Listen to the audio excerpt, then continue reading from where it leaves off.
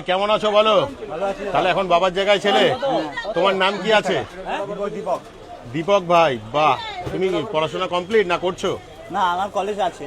বাহ, কি কমপ্লিট হয়ে গেছে, বিটেক স্টার্ট করব। কেমন আছো বলো? কি ব্যাপার, তুমি দোকানের বাইরে ছেলে নাকি? হ্যাঁ, তাহলে তুমি এখন রিটায়ার নাকি? আরে ভাই কেমন আছো বলো? ভালো আছি দাদা। সব ঠিকঠাক। আজকে তোমার এখানে কি টেস্ট করবো বলো? রাবড়ি খান। হ্যাঁ হ্যাঁ, ভাই, তুমি কি নিতে এসছো বলো?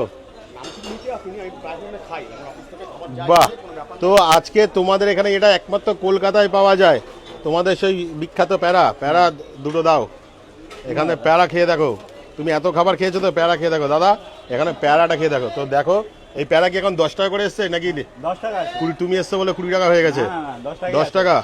তো এ নাও, এটা প্যারা খাও। এখানে প্যারা কিন্তু খুব ফেমাস। আর তোমার নাম কি আছে দাদা? বাহ, এখানে কাছাকাছি জব করো নাকি? বাহ, এ নাও, তুমি এটা খেয়ে তো দেখো দাদা। তো এই প্যারাটা কিন্তু খুব ভালো। তা আমি কেন বাদ যাবো ভাই, আমায় একটা দাও। তো এই প্যারা কিন্তু বন্ধুরা কোথাও পাবেন, একমাত্র কলকাতার শর্মা মিল্কে পাবে। আর চিত্রবাবুর ঠিক আগের দোকান, এখানেই দিয়ে দাও। তো এই প্যারা খেতে কিন্তু প্রচুর মানুষ আসে।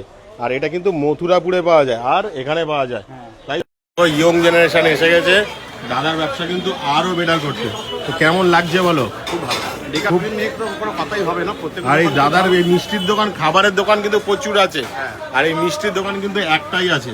আর এই ভাইয়ের বাবা, ভাই যখন চলে এসছে, ইয়ং জেনারেশন। আর এই প্যারা কিন্তু খুব ভালো।